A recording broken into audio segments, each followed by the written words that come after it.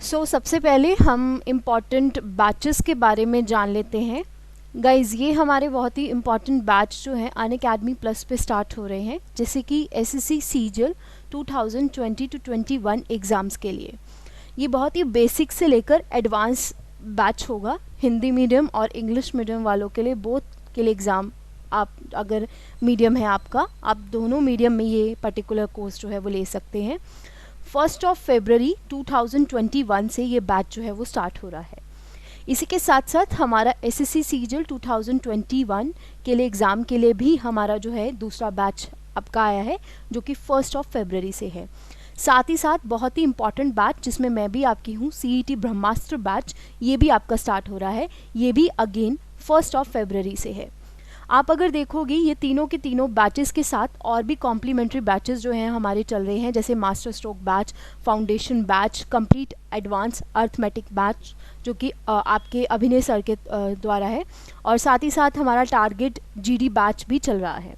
अब इन बैचेस को लेने के लिए आपको जो है एनरोल करवाना होगा अनअकैडमी प्लस पे।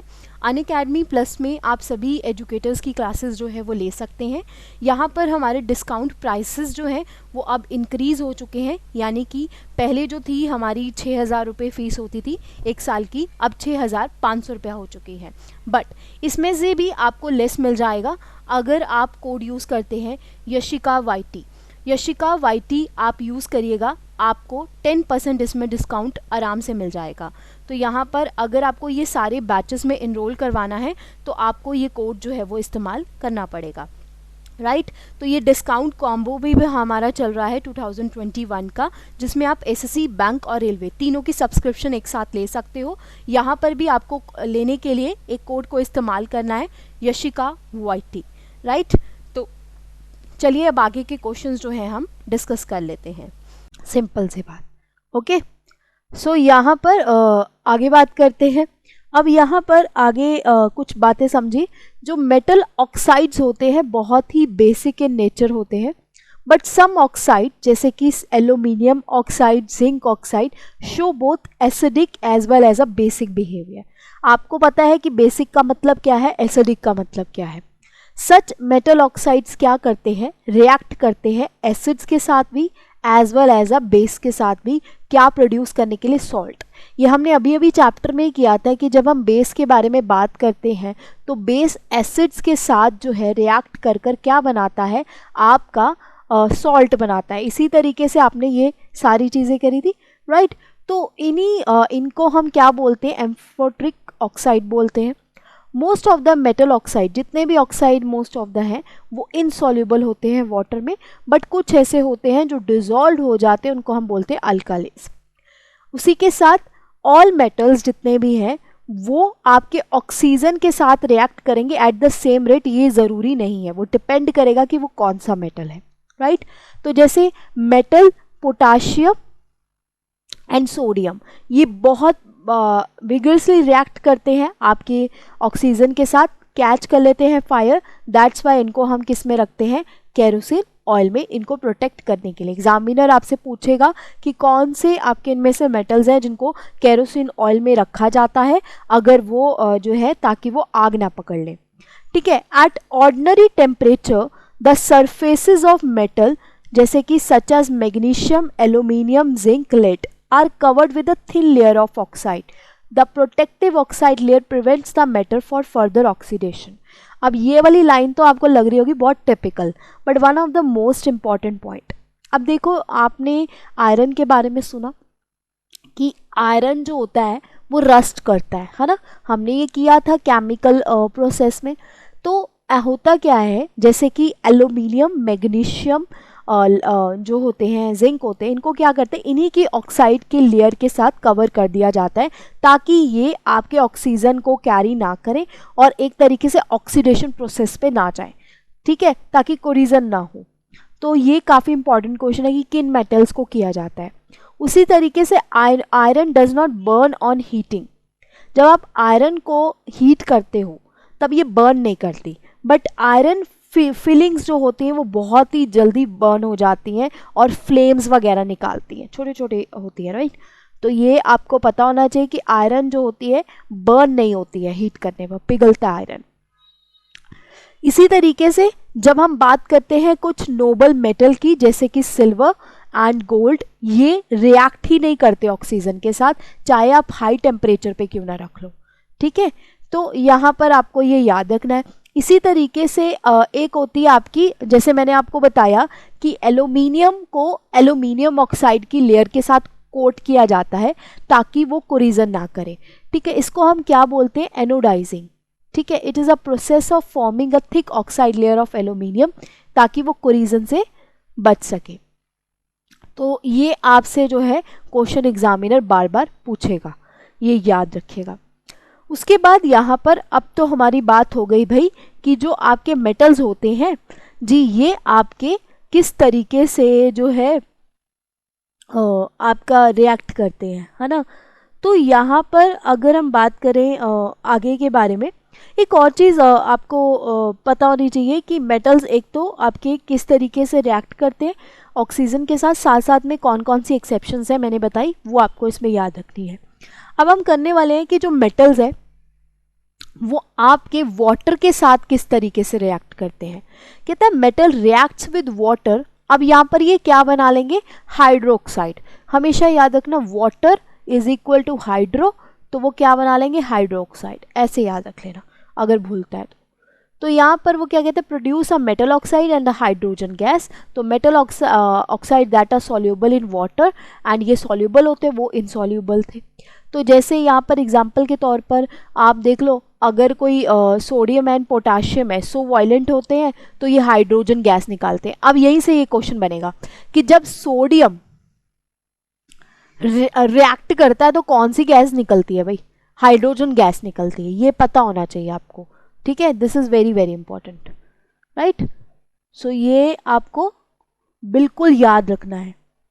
और लेस रिएक्टिव कौन कौन से होंगे, कौन से रिएक्ट नहीं करेंगे, जैसे कि लेड हो गया, ठीक है, सिल्वर हो गया, कॉपर हो गया, नहीं रिएक्ट करते, गोल्ड नहीं रिएक्ट करता, ठीक है, वाटर के साथ। तो इसी तरीके से the reaction of calcium with water is less violent, the heat is evolve in sufficient of for the hydrogen gas to catch fire. Less violent होता है as compare to the sodium and potassium. Calcium क्या करता है, start कर देता है floating and bubbles बनते हैं हाइड्रोजन गैस के। तो ये पता होना चाहिए कि कैल्शियम पानी के साथ कैसे रिएक्ट करेगा, बबल्स बना देगा हाइड्रोजन गैस के। मैग्नीशियम जो होता है वो रिएक्ट नहीं करेगा विद कोल्ड वाटर, बट ये हॉट वाटर के साथ रिएक्ट करता है, फिर ये हाइड्रोक्साइड भी बनाता है, फिर हाइड्रोजन गैस भी बनाता है। तो यहाँ पर एग्जामिनर पूछ सकता है क्वेश्चन, क्या मैग्नीशियम रिएक्ट करता है जी वो पानी के साथ, जी कोल्ड वाटर के साथ नहीं करता बट हॉट वाटर के साथ जरूर करता है, ठीक है जी। तो इसी तरीके से it also start floating due to the bubbles of hydrogen gas और स्टिकिंग टू द सरफेस। और मेटल जैसे कि aluminium, iron, zinc do not react with cold water and hold water. Evenly gold, lead, silver भी नहीं करते, जैसे मैंने अभी आपको ये बताया, ठीक है। तो यहाँ पर ये आपको याद रखना है। But they react with steam too, steam के साथ ज़रूर रिएक्ट करते हैं और मेटल ऑक्साइड बनाते हैं, क्योंकि वहाँ पर आपका ऑक्सीजन आ जाता है ना, तो इसीलिए।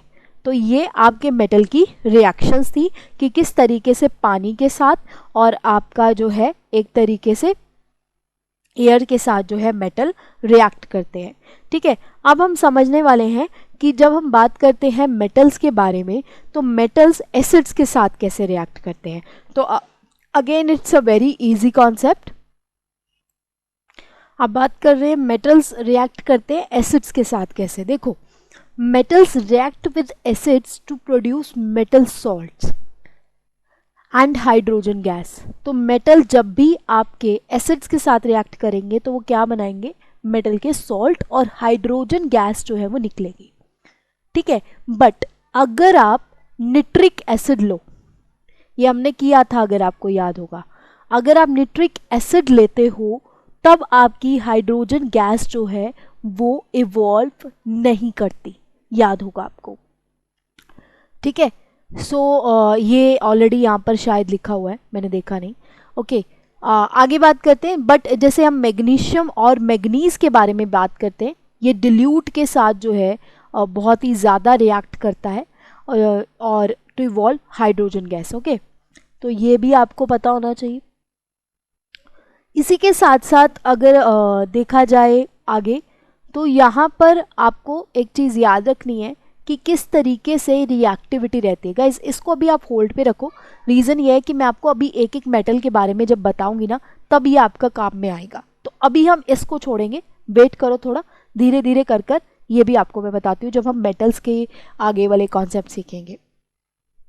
उसी तरीके से आगे बात करते हैं कि how do metals react with solution of other salt. किस तरीके से मेटल बहुत ही ज़्यादा अदर सॉल्ट्स के साथ जो है लेस रिएक्टिव होते हैं और जल्दी रिएक्ट नहीं करते हैं। यहाँ पर एक आपकी रिएक्शन होती है जिसको बोलते हैं डिस्प्लेसमेंट रिएक्शन। इसके बारे में मैंने आपको शायद करवाया भी हुआ है कि what do you mean by displacement reaction. ठीक है, वो आयरन वाला कॉन्सेप्ट अगर आपको याद हो, ये वही सेम है। अब आगे बात करते हैं इसके, अभी रुको, एक कॉन्सेप्ट इसमें आपको जानना है, वो ये है कि एक ना आपसे पूछा जाता है कॉन्सेप्ट, वो आता है पेपर में आपके, जिसको बोलते हैं फ्लेम कलरेशन का, राइट। इसमें क्या होता है कि आपसे एग्जामिनर पूछ लेगा कि सपोज अगर मेटल जो है सोडियम, राइट, अगर सोडियम को जलाया जाए तो कौन सी आपकी जो है आपकी फ्लेम निकलेगी। पटाखों में देखा है ये मेटल्स यूज़ होते हैं डिफरेंट डिफरेंट कलर्स निकालने के लिए। तो जैसे याद रखना है आपको कि यहाँ पर जो आपकी कलर होगा निकलेगा गोल्डन येलो, जो कलर मैंने अभी यूज़ किया हुआ है, ठीक है। इसी तरीके से जब हम बात करते हैं तो अगले का कलर अब है नहीं, सारे कलर नहीं हो सकते ना, तो पोटाशियम के बारे में अगर बात करते हैं तो इसी से लिखते हैं हम। पोटाशियम को जब जलाया जाता है तो वॉयलेट, ठीक है। और ये एक और आपसे पूछता है कैल्शियम को, यस कैल्शियम का कलर मुझे मिल जाएगा। तो कैल्शियम को जब जलाया जाता है उसका रेड ब्रिक कलर का कलर आता है, जो ये कलर आपको दिख रहा है। और इसी तरीके से एक बेरियम होता है, उसको जलाने से आपका Apple green, this colour Apple green, ये कलर आपको देखने को मिलता है। तो ये कलर आपको याद रखने हैं, फ्लेम आपको याद रखना है। और इसी तरीके से ये आपसे पूछ लेता है, ठीक है। लिथियम को अगर हम जलाते हैं ना तो एक आपका अगेन एक रेड कलर होता है, इसको बोलते हैं, आप एक बार गूगल में इसको देख लेना कि किस तरीके का ये कलर होता है ताकि आपको पता चल जाए, क्योंकि यहाँ पर है नहीं, क्रिम्सन रेड कलर का ये कलर जो है वो शो करता है, ठीक है। तो ये फ्लेम कलरेशन है कि किस तरीके से आपके जो है डिफरेंट डिफरेंट जो है आपके